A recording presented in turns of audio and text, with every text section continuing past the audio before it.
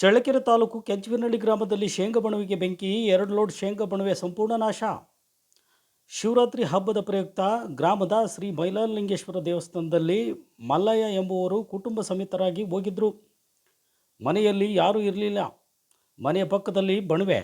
ಈ ಬಣವೆಗೆ ಕಿಡಿಗೇಡಿಗಳು ಉದ್ದೇಶಪೂರ್ವಕವಾಗಿ ಇಟ್ಟಿದ್ದಾರೋ ಗೊತ್ತಿಲ್ಲ. ಸಂಪೂರ್ಣವಾಗಿ ನಾಶವಾಯಿತು. ಅಗ್ನಿಶಾಮಕ ದಳ ಸಿಬ್ಬಂದಿಗಳು ಬಂದು ಬೆಂಕಿ ನಂದಿಸಿದರು. ಬಣವೆಗೆ ಬಿದ್ದ ಬೆಂಕಿ ಎಲ್ಲಿಂದ ಬಂತು, ಯಾರಿಟ್ರು ಎಂಬುದು ತನಿಖೆ ನಂತರ ತಿಳಿಯುತ್ತೆ.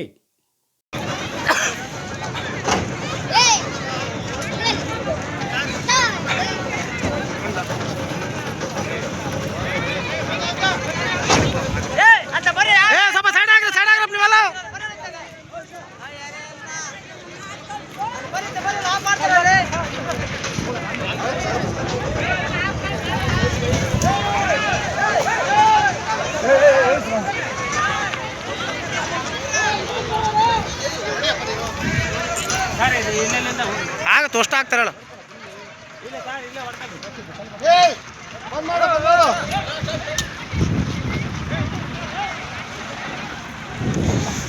ಬಂದ್ ಮಾಡಪ್ಪ. ಬಂದ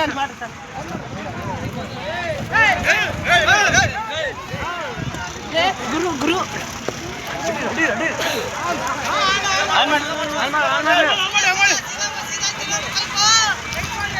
ಎಲ್ಲ ಆಗಿದೆ.